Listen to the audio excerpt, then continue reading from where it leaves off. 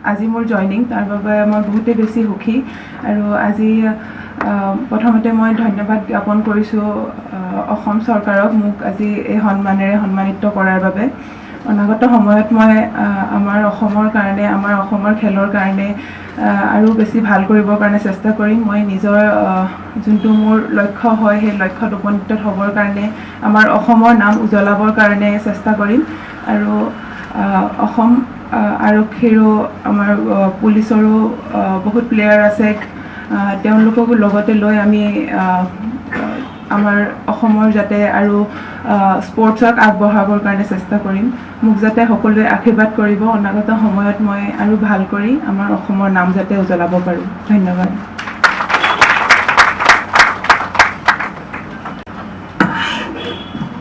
Thank you.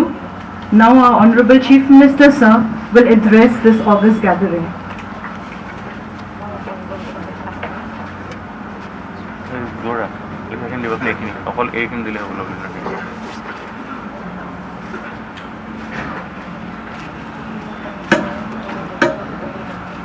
Assam চৰকাৰৰ সন্মানীয় ক্ৰীড়া মন্ত্ৰী বিমল বৰা ডাঙৰীয়া সন্মানীয় কৃষি মন্ত্ৰী অতুল বৰা ডাঙৰীয়া হস্ততাঁত শিল্প বিভাগৰ সন্মানীয় মন্ত্ৰী উৰ্খা গৌৰা ব্ৰহ্ম ডাঙৰীয়া বন আৰু পৰিৱেশ ৰক্ষা বিভাগৰ মন্ত্ৰী পৰিমল শুক্লবৈদ্য ডাঙৰীয়া শিক্ষা মন্ত্ৰী ৰণোজ পেগু ডাঙৰীয়া ৰাজহ মন্ত্ৰী যোগেন মহান ডাঙৰীয়া আমাৰ মাজত উপস্থিত শ্ৰম আৰু নিয়োগ মন্ত্ৰী সঞ্জয় কিষাণ ডাঙৰীয়া অসম চৰকাৰৰ মুখ্য সচিব জিষ্ণু বৰুৱা ডাঙৰীয়া ৰাজ্যৰ আৰক্ষী সঞ্চালক প্ৰধান ভাস্কৰজ্যোতি মহন্ত ডাঙৰীয়া বিশেষ আৰক্ষী সঞ্চালক প্ৰধান জিপি সিং ডাঙৰীয়া অসম চৰকাৰৰ মহা অধিবক্তা দেৱজিৎ শইকীয়া ডাঙৰীয়া লভলীনা বৰগোহাঁইৰ পিতৃ আৰু মাতৃ লভলীনা বৰগোহাঁই ডাঙৰীয়ানী আমাৰ মাজত উপস্থিত অসমৰ ক্ৰীড়া ক্ষেত্ৰৰ সংগঠকসকল আৰু উপস্থিত সুধীবৃন্দ আজিৰ দিনটো অসম চৰকাৰ আৰু অসম আৰক্ষীৰ বাবে এটা গৌৰৱৰ দিন বোধহয়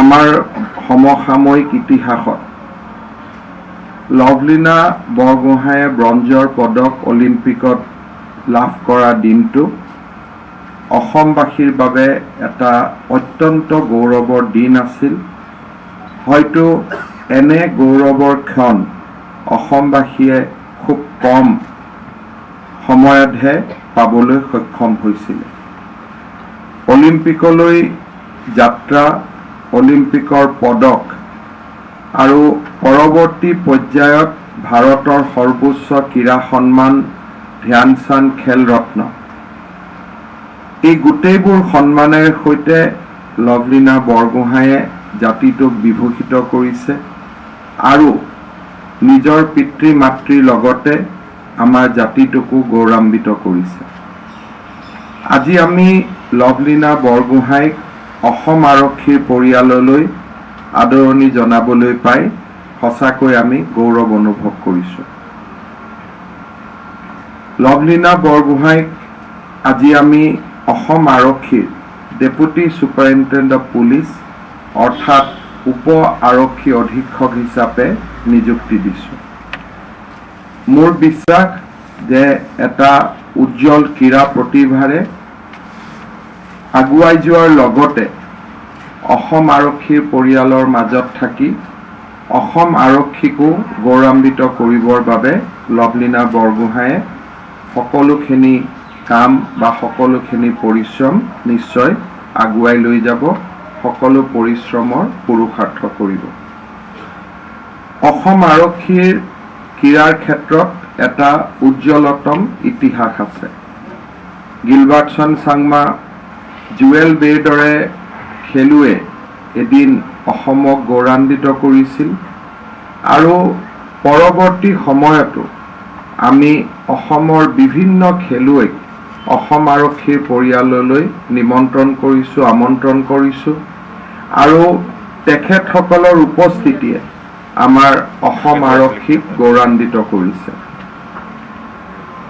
আমাৰ যিটো ৰাজ্য চৰকাৰে স্পৰ্টছ পলিচি লৈছে, ক্ৰীড়া নীতি লৈছে, এই ক্ৰীড়া নীতি অনুসৰি লভলীনা বৰগোহাঁইক আমি 2021 বেটছ তাতে আমি তেখেতক এনলিষ্টেড কৰিছোঁ আৰু by all means she is now a gazetted officer in Assam Police. মই ভাবোঁ যে তেখেতৰ যিটো আৰু তেওঁৰ বেটছ এই দুইটাক যদি আমি কনচিডাৰ কৰোঁ তেতিয়াহ'লে জিষ্ণু বৰুৱা ডাঙৰীয়াই কোৱাৰ দৰে অসম আৰক্ষীৰ বহুত উচ্চ পদলৈ তেখেত যোৱাৰ সম্ভাৱনা থাকিব। আৰু আমি যেতিয়া অসম আৰক্ষীৰ আসাম পুলিচ ছাৰ্ভিচত যেতিয়া আমি তাৰ ভিতৰতে উজ্জ্বলতম অফিচাৰখিনিক আমি IPSলৈকে ৰিকমেণ্ড কৰোঁ, চ' she will automatically eligible for that also. Only condition কোনোবা এটা সময়ত গ্ৰেজুৱেশ্যনটো কমপ্লিট কৰি ল'লে ভাল হ'ব। ডেট ইজ দ্য অনলি এটা সৰু ৰোড ব্লক থাকিব। গতিকে মই ভাবোঁ যে খেলাৰ মাজতে 5 বছৰত হওক, 6 বছৰত হওক, 8 বছৰত হওক, 10 বছৰত হওক, কোনোবা এটা সময়ত গ্ৰেজুৱেশ্যনটো কমপ্লিট কৰি ল'লে মই দেখা পাওঁ যে IPSলৈকে যোৱাৰো সম্ভাৱনা নহয়, এক প্ৰকাৰ ক'ব গ'লে যে 2021 বেটছত যিহেতু খুব কম অফিচাৰ এপইণ্টমেণ্ট হৈছে, so' it may be a very very logical conclusion. মই ভাবোঁ যে সকলোৰে প্ৰচেষ্টাত আৰু আশীৰ্বাদত লভলীনাই স্পৰ্টছ আৰু চাকৰি আৰু সেৱা এই তিনিওটা ক্ষেত্ৰতে উৎকৃষ্টতা আৰু কৃতকাৰ্যতাৰ এটা নতুন মাইলৰ পাথৰ অংকন কৰিবলৈ সক্ষম হ'ব। অসম আৰক্ষীয়ে যোৱা 8 মাহত আমি বিভিন্ন ধৰণে ৰাইজৰ ওচৰত থাকি ৰাইজৰ হৈ কাম কৰাৰ বাবে আমি প্ৰচেষ্টা আৰম্ভ কৰিছোঁ আৰু অসম আৰক্ষীৰ শেহতীয়া প্ৰচেষ্টাই অকল যে অসমৰ ৰাইজৰ মাজত বিশ্বাস সৃষ্টি কৰিছে তেনে নহয়, অসম আৰক্ষীৰ জোৱানসকলৰ মাজতো এটা নতুন উৎসাহ আৰু উদ্দীপনাৰ সৃষ্টি কৰিছে। কাৰ্বি আলঙৰ বৰছিং বে সেই নতুন উৎসাহ আৰু উদ্দীপনাক প্ৰতিনিধিত্ব কৰে। মই আজি অসম আৰক্ষীক পুনৰ এবাৰ ধন্যবাদ জনাইছোঁ যে তেখেতসকলে লভলীনা বৰগোহাঁইক নিজৰ পৰিয়াললৈ আদৰণি জনাইছে আৰু মই ভাবোঁ যে তেখেতসকলৰ বিশেষকৈ ছিনিয়ৰসকলৰ প্ৰচেষ্টাত এগৰাকী উজ্জ্বল ক্ৰীড়া প্ৰতিভা আৰু উজ্জ্বল পুলিচ অফিচাৰ হিচাপে লভলীনা অনাগত দিনত আগবাঢ়ি যাব পাৰিব। ৰাজ্য চৰকাৰে বিভিন্ন ক্ষেত্ৰত ক্ৰীড়াক আগবঢ়াই লৈ যাবলৈ প্ৰচেষ্টা কৰিছে।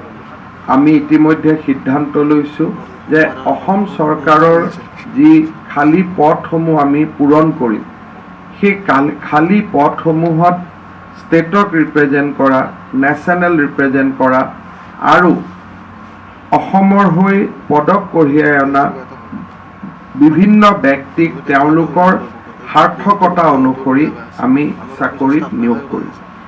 ইতিমধ্যে আমি সেই দিশত কেইবাটাও প্ৰচেষ্টা হাতত লৈছোঁ আৰু ক্ৰীড়ামন্ত্ৰী বিমল বৰা ডাঙৰীয়াই সেই প্ৰচেষ্টাসমূহৰ বিষয়ে আপোনালোকক অৱগত কৰিছে।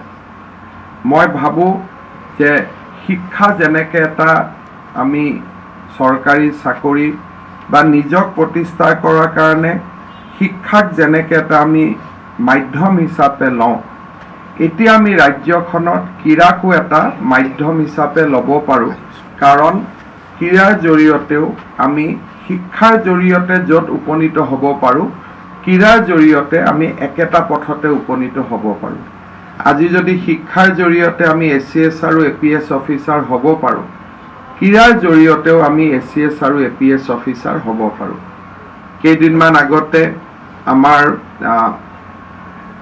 আৰু কেইবাগৰাকীও খেলুৱৈক আমি ক্লাছ 2 আমি জবত আমি নিযুক্তি দিছিলোঁ।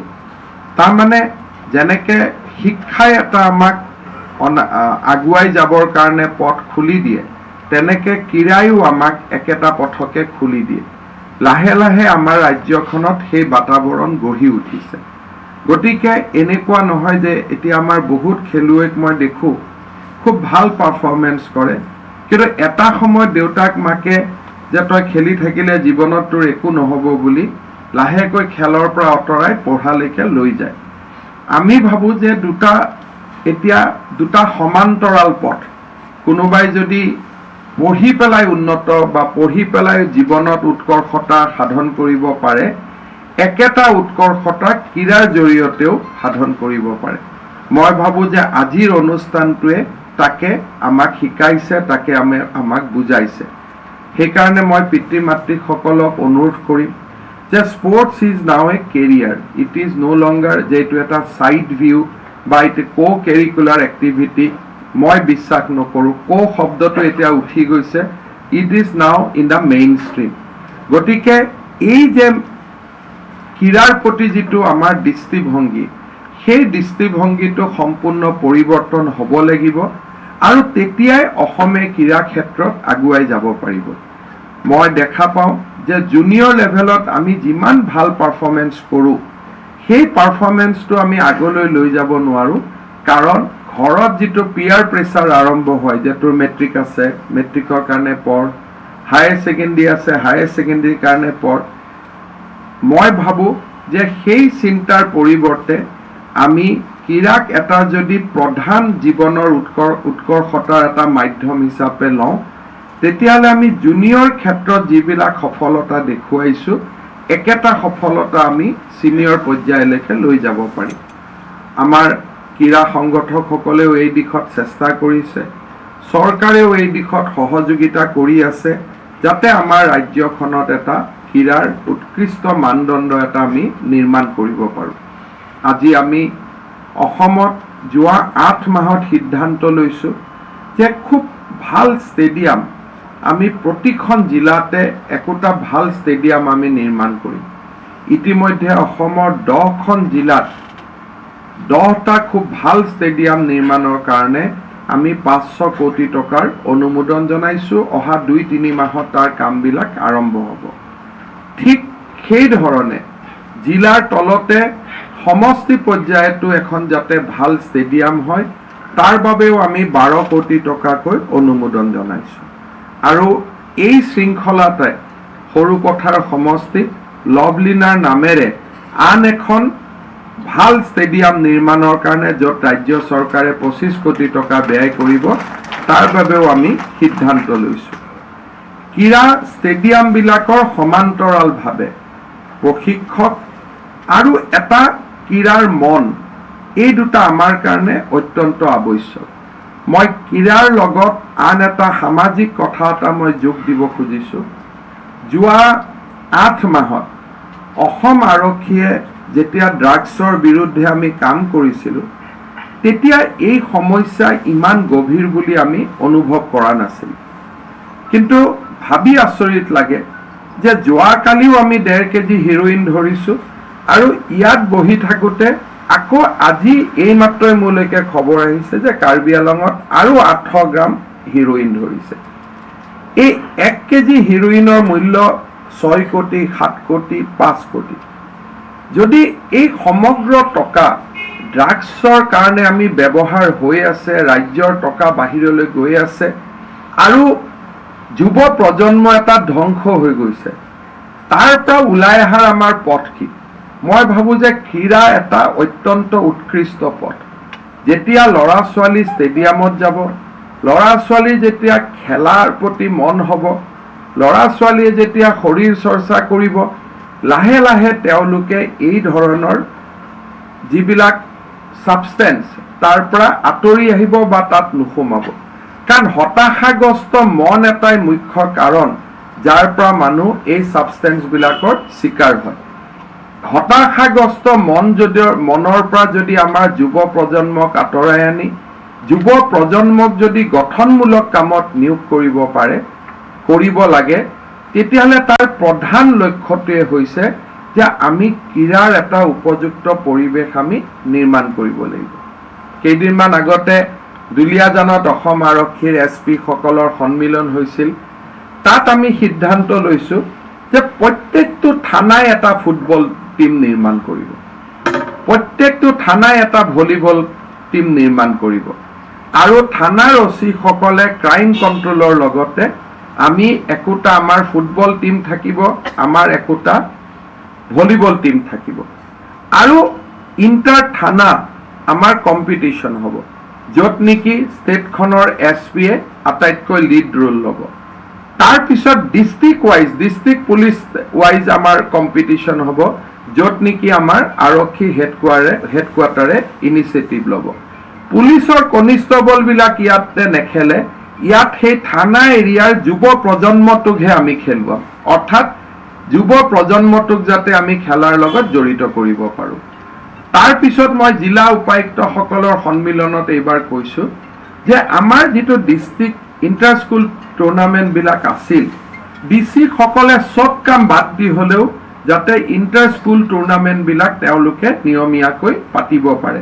কোভিড পৰিৱেশে আমাক কিছু টানি ৰাখি দিছে, কিন্তু মই ভাবোঁ যে কোভিড পৰিৱেশৰ পিছতেই ৰাজ্য চৰকাৰে ক্ৰীড়াৰ ক্ষেত্ৰত এটা সকলো ফালৰ পৰা এটা বহুমুখী এটা আন্দোলন এটা সৃষ্টি কৰাৰ বাবে আমাৰ ফালৰ পৰাও আমি চেষ্টা কৰিম যাতে সি এটা পৰ্যায়লৈ পাব পাৰে।